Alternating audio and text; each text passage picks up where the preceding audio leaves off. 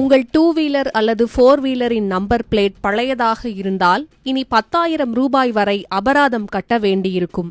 அது மட்டுமல்லாமல் உங்கள் காப்பீடு மற்றும் மாசு கட்டுப்பாட்டு சான்றிதழும் ரத்தாகலாம். எதனால் இந்த அதிரடி நடவடிக்கை?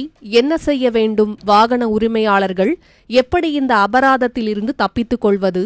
விரிவாக பார்க்கலாம். இந்தியாவில் சாலை பாதுகாப்பு மற்றும் வாகன கண்காணிப்பை மேம்படுத்த மத்திய போக்குவரத்து அமைச்சகம் அனைத்து வாகனங்களுக்கும் HSRP high security registration plate எனப்படும் அதி உயர் பாதுகாப்பு பதிவெண் பலகைகளை கட்டாயமாக்கியுள்ளது. இது சாதாரண எண் பலகை அல்ல. இதில் நீல நிற குரோமியம் ஹாலோகிராம் மற்றும் 10 இலக்க தனித்துவமான லேசர் குறியீடு பதிக்கப்பட்டிருக்கும். இது உங்கள் வாகனத்தின் என்ஜின் மற்றும் சேசில் எண்களுடன் டிஜிட்டல் முறையில் இணைக்கப்பட்டிருக்கும். இதன் ஸ்னாப் லாக் பூட்டு முறையினால் இந்த பிளேட்டை சேதப்படுத்தாமல் கழற்ற முடியாது. இது வாகன திருட்டை தடுக்க உதவும்.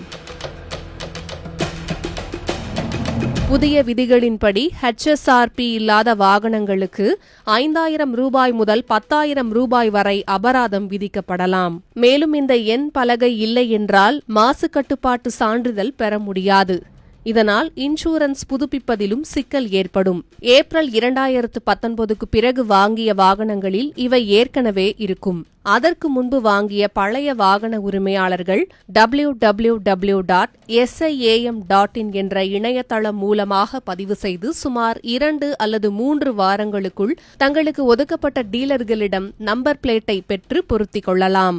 வாகன உரிமையாளர்கள் தேவையற்ற அபராதத்தை தவிர்க்கவும் சட்ட ரீதியான சிக்கல்களிலிருந்து தப்பித்துக் கொள்ளவும் உடனடியாக அரசு அங்கீகாரம் பெற்ற மையங்கள் அல்லது ஆன்லைன் இணையதளங்கள் மூலமாக HSRP எண் பலகையை பெற்றுக்கொள்ளுமாறு அறிவுறுத்தப்பட்டுள்ளது.